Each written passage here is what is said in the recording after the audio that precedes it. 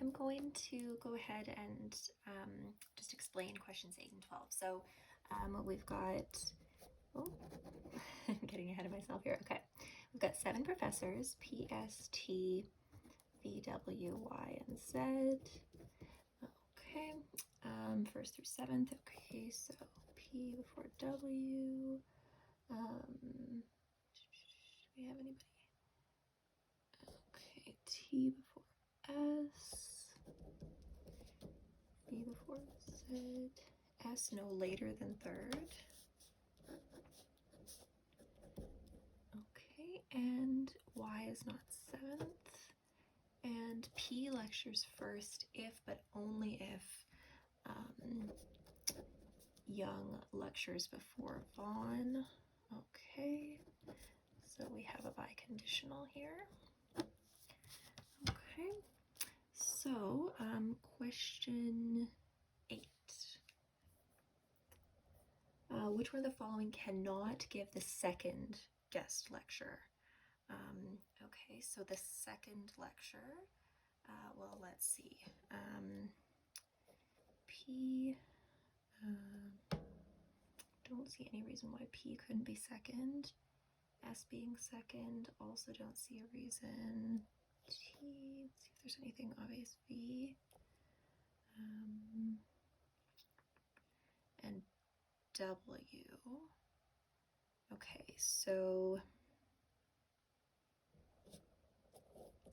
cannot give the second. All right, so we might need to look at our options here.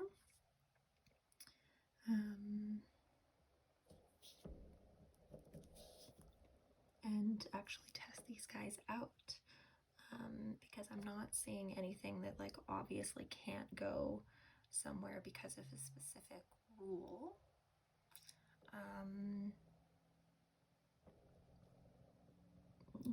Yeah. Ooh, actually, sorry, my bad. W. We're gonna have a problem with W giving the second guest lecture. Because S has to be one of the first 3, that means T has to be one of the first 2, which means that we can't have W or Z. Sorry, Z, Z, Canadian. We can't have, we can't have those guys in the first 3 because they have another player that has to be before them as well. So, like we could have T, S, and P be in the first 3. We could have T, S, and V be in the first 3, but we can't have Z or W in the first 3 because there just won't be enough room, because S has to be there as well, right? So we have TS blank, we have T blank S, or we have blank TS in the first 3. Those are our options. So there's only a single player at a time that would be able to sneak into those first 3. P or V could do it, but W, Z, Y, those guys can't. So W is the one that's listed here. So that's for, question 8. So that's helpful, right? Seeing, okay, S is mentioned in this rule, but S is also mentioned in another rule. Okay. Next one is 12. So if Z is 4th, then what could be true? So Z being 4th does mean, and again I'm saying Z, but if you're American, Z. So that's going to mean that V is going to occupy one of the first 3 spots, with T and S being in there as well.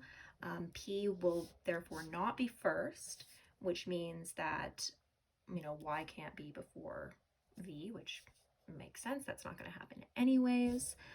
We have 3 left over here. So who's left over? Well, we have P and W left over. We also have Y left over. So Y can't be last, but it could be before PW, or it could be between P and W, no matter what, W is going to be last. And then we would just have P or Y filling in the gap there. Okay, so looks like a 4. Yeah, so hopefully that helps. Let me know if you have any other questions.